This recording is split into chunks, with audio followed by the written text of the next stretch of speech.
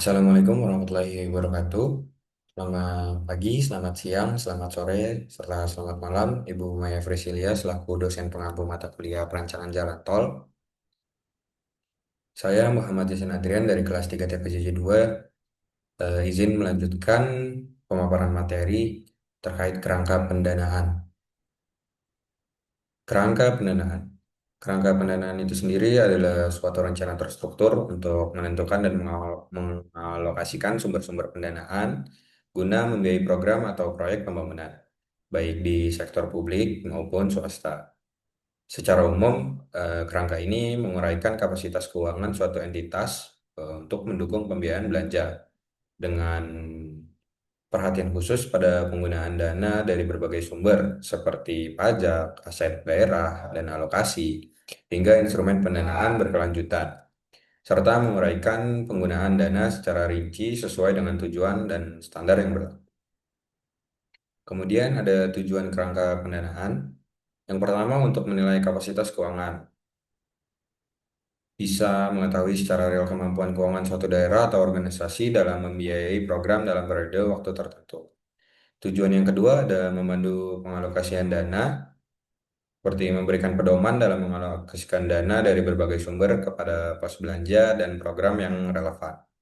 Tujuan yang ketiga, mendukung perencanaan pembangunan, seperti memastikan ketersediaan dana untuk mencapai tujuan pembangunan jangka panjang.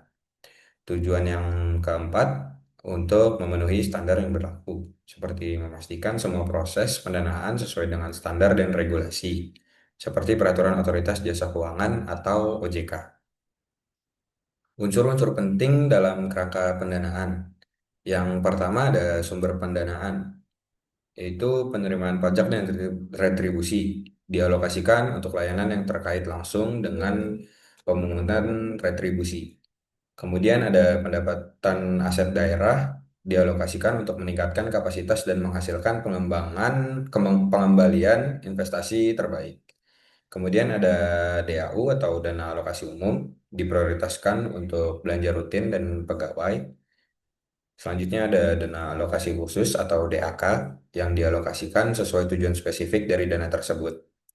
Berikutnya ada dana bagi hasil atau DBH yang dialokasikan untuk perbaikan layanan atau lingkungan sesuai jenis DBH yang didapat. Dan terakhir ada instrumen pendanaan berkelanjutan seperti obligasi hijau atau green bonds yang bertujuan membiayai proyek-proyek ramah lingkungan. Yang kedua ada unsur penggunaan dana, use of proceeds. Yang pertama ada proyek hijau atau green project untuk energi terbarukan, efisiensi energi, pengelolaan polusi, serta transportasi ramah lingkungan. Yang berikutnya ada proyek sosial atau social project untuk peningkatan akses terhadap layanan esensial, pembangunan infrastruktur terjangkau, dan ketahanan pangan. Dan yang terakhir ada manajemen air untuk pengelolaan air dan air limbah yang berkelanjutan. Unsur yang ketiga ada standar dan kepatuhan. Itu yang pertama mematuhi standar nasional dan internasional yang berlaku. Kemudian memenuhi standar tertentu seperti yang diatur dalam POJK terkait obligasi berkelanjutan. Contoh penerapannya, yang pertama pada pemerintah daerah. Kerangka pendanaan daerah disusun dalam Rencana Pembangunan Jangka Menengah Daerah atau RPJMD untuk mengalokasikan dana dalam periode 5 tahun.